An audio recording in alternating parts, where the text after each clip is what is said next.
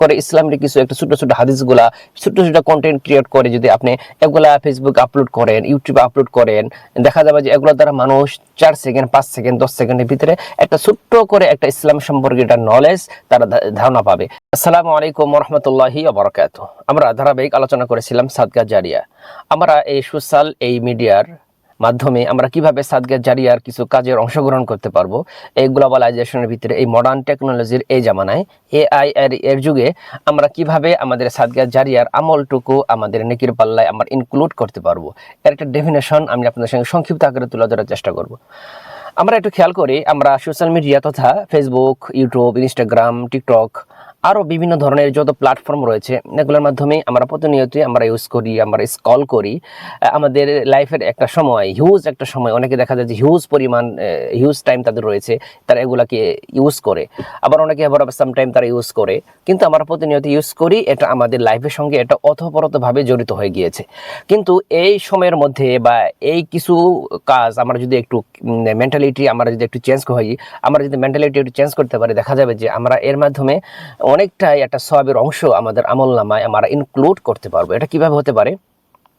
আমরা ফেসবুকে চালাই, ফেসবুক যদি একটা ভালো কিছু আমরা আপলোড করি বা ইসলামের কোনো কন্টেন্ট যদি আমরা একটা আপলোড করি, কোরআন তেলাওয়াত হোক বা ইসলাম রিলেটেড যে বিষয়গুলো আমরা যেটা দেখা যাচ্ছে যে এটা ইসলামের সাথে ইনক্লুড করা যায়, এগুলো যদি আমরা এটা আপলোড করি, নিজে এটা ভিডিও তৈরি করেন, নিজে একটা পোস্ট করেন, দেখা যাবে যে এগুলোর দ্বারা মানুষ উপকৃত হতে পারে। মানুষ দেখবে, 1 সেকেন্ড হোক, 2 সেকেন্ড হোক, 5 সেকেন্ড হোক, তারা দেখবে। এখান থেকে কেউ যদি একটু উপকৃত হতে পারে, তাহলে এর তো বেনিফিট আপনি অবশ্যই পেয়ে যাবেন। আপনি হয়তো বা এই যুগে মানুষ বই পড়তে পছন্দ করে না, কিন্তু আপনি যদি সেখান থেকে ছোট্ট করে ইসলামের কিছু একটা ছোট ছোট হাদিসগুলা ছোট ছোট কন্টেন্ট ক্রিয়েট করে যদি আপনি এগুলা ফেসবুক আপলোড করেন, ইউটিউবে আপলোড করেন, দেখা যাবে যে এগুলোর দ্বারা মানুষ 4 সেকেন্ড 5 সেকেন্ড 10 সেকেন্ডের ভিতরে একটা ছোট্ট করে একটা ইসলাম সম্পর্কে একটা নলেজ তারা ধারণা পাবে। এর থেকে দেখা যায় অনেক মানুষ ইসলাম থেকে ধাবিত হতে পারে।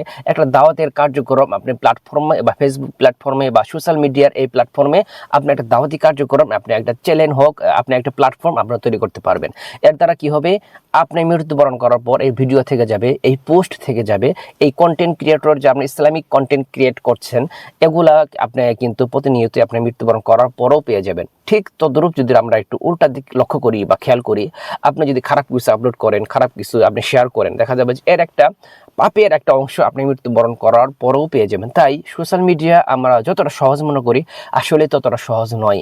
আমাদের লাইফে যদি এটা একটু ভালোভাবে আমরা ইউজ করতে না পারি, ভালোভাবে এগুলা যদি আমরা ইনক্লুড করার মাধ্যমে এগুলোর সাথে আমাদের লাইফের সাথে ইসলামিক রিলেটেড যদি কোনো কিছু আমরা যদি এর সাথে সংশ্লিষ্ট যদি না রাখতে পারি, দেখা যাবে যে এগুলা কি আমাদের দিন আমাদের যেমন সওয়াবের পাল্লা ভারী করতে পারে, ঠিক তেমনিভাবে আমাদের পাপের পাল্লাও কিন্তু ভারী করতে পারে। তাই আমাদের সাবধান থাকা উচিত। এই সোশ্যাল মিডিয়ার সময়, এই গ্লোবালাইজেশনের সময়, এই মডার্ন টেকনোলজির এই যুগে আমরা কিভাবে এগুলো ইউজ করছি, আমরা সেগুলো কি ভালো পন্থায় ইউজ করছি, না সেগুলোর দ্বারা আমরা শুধু খারাপের দিকে ধাবিত হচ্ছি। এগুলো থেকে যেমন মানুষ খারাপ কিছু অর্জন করতে পারে, ঠিক তেমনিভাবে এর মাধ্যমে মানুষ ভালো কিছু অর্জন করতে পারে। তাই আমাদের খেয়াল রাখা উচিত এগুলোর জন্য আমরা কখনোই খারাপভাবে আমরা ইউজ না করি। আমাদের যদি এগুলা কিন্তু কোনটা পোস্ট, একটা ভিডিও, এটা মানে পরম্পরায় আমাদের বছর পর বছর এগুলো থেকেই যায়। তাই আসুন আমরা ভালো কিছু দেখলে শেয়ার করি এবং ভালো কিছু আপনি নিজে কিছু তৈরি করেন, ইউটিউব হোক, ফেসবুক হোক, নিজে কিছু ভালো ইসলামিক কিছু দাওয়াত প্রচার করেন।